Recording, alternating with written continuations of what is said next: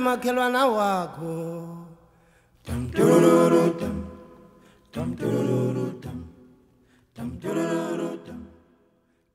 Okay, so here we are.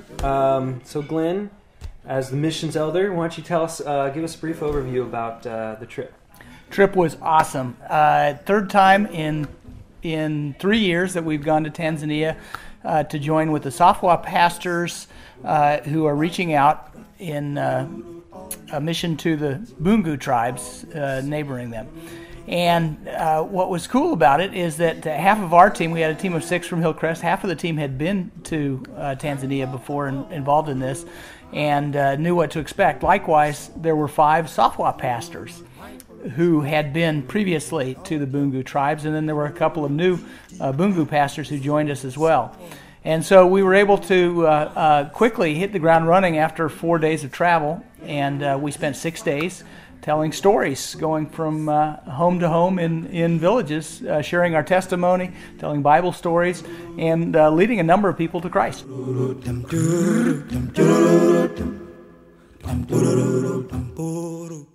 So tell me a story. What was a story that really was cool for you while you were over there? Oh, there were a ton of stories, but well, first, just the power of prayer. We knew that there were literally hundreds of people praying for us, and as we were traveling over after 2 days of flying, we drove across the country and found ourselves in the middle of a brush fire raging.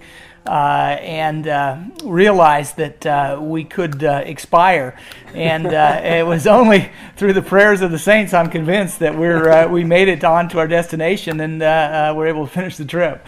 But I know you've got a lot of stories too. Well, I'm glad we did not expire in the fire. And my flesh cry out for the living God.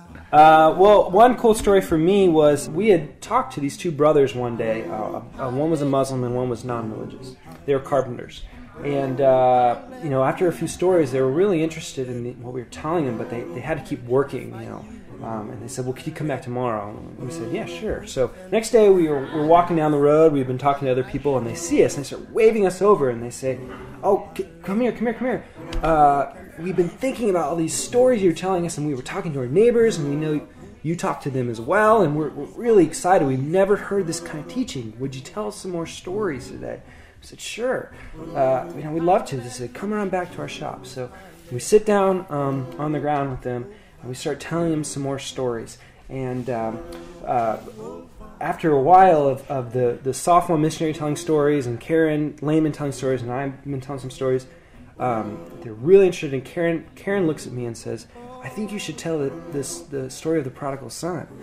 And I said, okay, sure. I mean, it actually wasn't on my list of memorized stories, but I just knew that story. So I started telling this story of the prodigal son.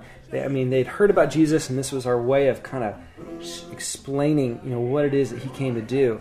And they just got it intuitively. I looked over at the Muslim guy, and he just had tears in his eyes. It just made sense to him.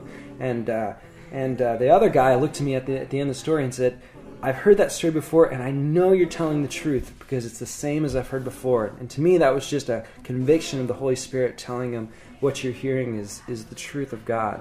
And these guys ended up becoming believers and disciples of God, and they actually ended up starting a church. They just were like, how do we keep doing this? And so they started a church with their friends, and they know that the Safwas are going to continue to come back monthly or so.